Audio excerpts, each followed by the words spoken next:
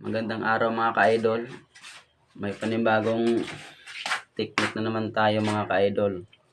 I-share ko to sa inyo mga ka-idol. Natutunan ko to galing sa planeta namin. Mga ka-idol, kaya kung bago ka pa lang sa channel ko, mag-subscribe ka na at pindutin mo na rin yung notification button para updated ka sa mga susunod kong video. Ganito na nga mga ka-idol yung topic natin mga ka-idol. About to sa motor mga ka-idol. Natutunan ko to sa aming planeta. Galing kasi ako kahapon doon. Ito mga ka-idol. Hindi ako nagbibiro. Ganito yung gagawin niyo mga ka-idol sa motor nyo para tagal masira.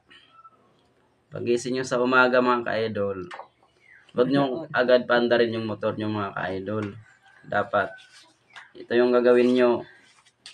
I-crank nyo muna ng 5 beses or 7 beses yung motor nyo mga ka-idol para yung mga gear ng motor sa gear ng makina babasa yun ng oil mga ka-idol.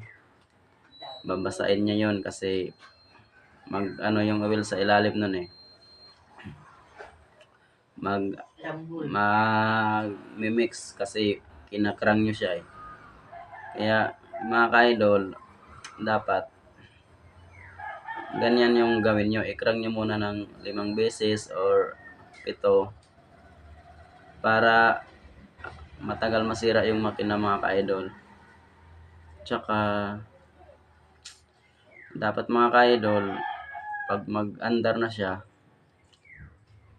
huwag mo munang biritin kaagad.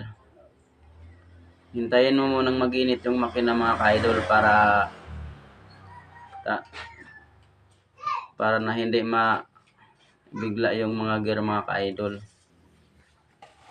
Hintayin nyo munang mag-init yung makina para maganda yung kalabasan ng makina mga ka-idol at siguradong tatagal yung motor nyo mga ka-idol. Tulad sa akin, ano na yan, 13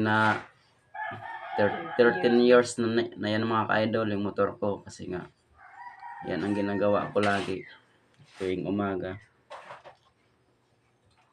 Kaya mga ka-idol, ayan ang tips natin mga ka-idol na i-share ko sa inyo. Sana maka-learn kayo about my video. You learn, you know. Thank you mga ka-idol. God bless you.